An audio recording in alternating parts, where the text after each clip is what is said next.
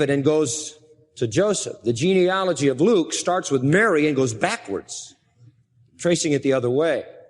But what is intriguing is that it never says Mary.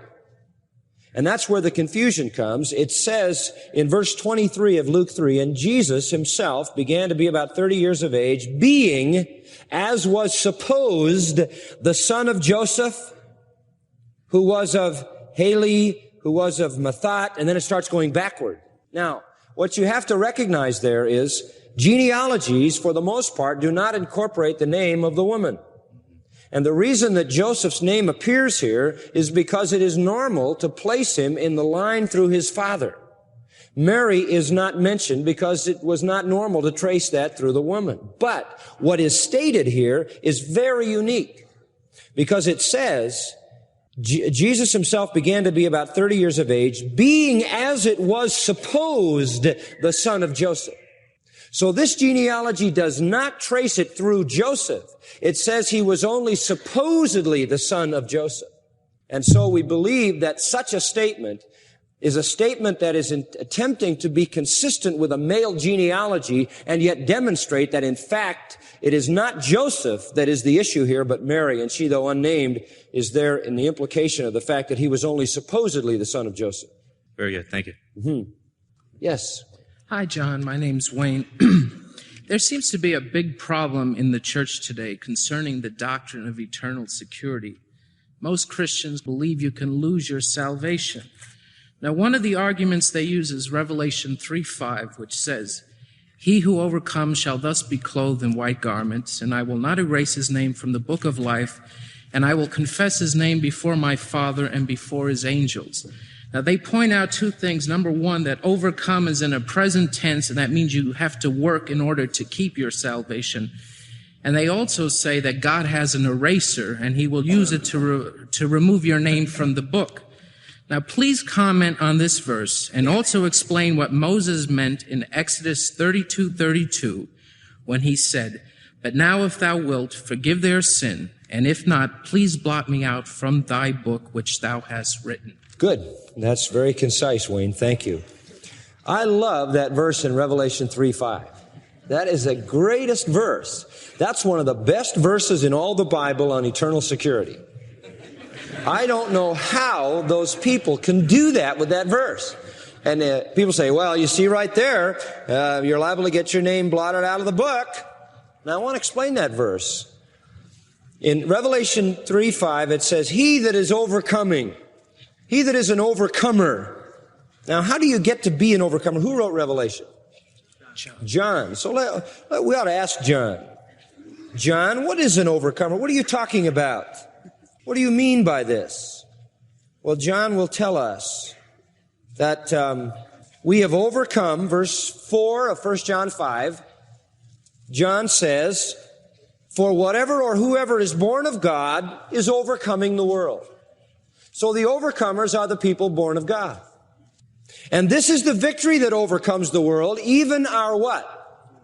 Faith. So saving faith makes us an overcomer. Saving faith makes you an overcomer. You're born of God. So now in verse 5 of Revelation 3, we know what he's talking about. The one who is a Christian, who by faith in Jesus Christ has been born again, has overcome the world. The world is no longer his master. He is an overcomer. That's the definition of a Christian. So he says, the one that is an overcomer, the same will be clothed in white raiment. Is that conditional? Is there any other condition except being an overcomer? No. If you are an overcomer and you overcome by your faith and you are born again, then you will be clothed in white raiment. That is an absolute fact. The day will come when you enter into the glory of the presence of the Lord, and he will clothe you in the brilliance of pure and holy reality forever and ever. And I will not blot his name out of the book of life. Now, what the Lord says here is not that he will blot out our name, but what? That he will not. Now, how you can get eternal insecurity out of that, I do not know. He says, I will not do that. Now, where did he get that?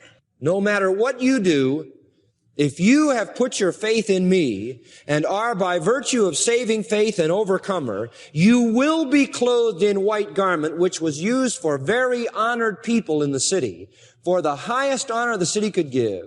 I promise to do that, and in no condition will I ever do to you what men do to men. I will never blot you out, but I will affirm you, I will confess you before my Father and before his angels. This is a gilt-edged guarantee that you can't lose your salvation. So when they pick on that verse, they're in real trouble. Now you're asking about Moses. And Moses is saying, oh Lord, if you don't do something with this people, blot my name out. He is really saying essentially the same thing Paul said in spirit in Romans 9, where he says, I could almost wish myself accursed for the sake of my kinsmen, my brethren, right? Israel. In other words, I could almost come to the point where I say, God, I'm so concerned about the salvation of Israel that damn me and save them. Well, that's really what Moses is saying. It isn't necessarily that he's articulating some theological concept. What he is saying is, oh Lord, my passion runs so deep. I have such a great concern for this people that I wish you'd do something for this people. And oh God, if you're not going to do anything for this people that I love, I can't bear the burden. Just eliminate me. This is the outcry of an impassioned heart. You don't find the doctrine of insecurity in that outburst of passion. There's nothing Moses says there about whether or not that could happen. He just is pouring out the emotion of his own heart. And when you want to affirm the doctrine of security, there are two passages that I would recommend to you that are unanswerable, John 10 and Romans 8. In fact, we did a rather protracted series on Romans chapter 8 on the security of the believer. Anybody, I believe, who could sit and listen to that entire series and not believe in the security of true salvation has an unwilling mind. And that may be the problem. And then I think part of the reason people believe in insecurity is because they can't explain certain people's behavior. In other words, they say, well, what about my Aunt Ethel? She came to church for a long time and then totally bombed out. And they don't know what happened. So they explain it as the loss of salvation. The Bible explained it as never having had it, right? 1 John 2:17, they went out from us because they were not of us. If they had been of us, they would have continued with us, but they went out from us that it might be made manifest they never were of us. I don't think that Revelation 3 does anything but affirm the fact that the Lord's going to do for us what he promises, a white raiment. He's going to keep us in his book forever, confess us before God and angels, and men may blot people out, but God doesn't do that. Okay? Thank you. My name is Beverly, and I wanted to ask, does a Christian have an old nature? Does a Christian have an old nature? Yes. Okay, back to Romans 6:7. All right. It's a hard thing to just explain this briefly, but I'm going to make a stab at it, Beverly.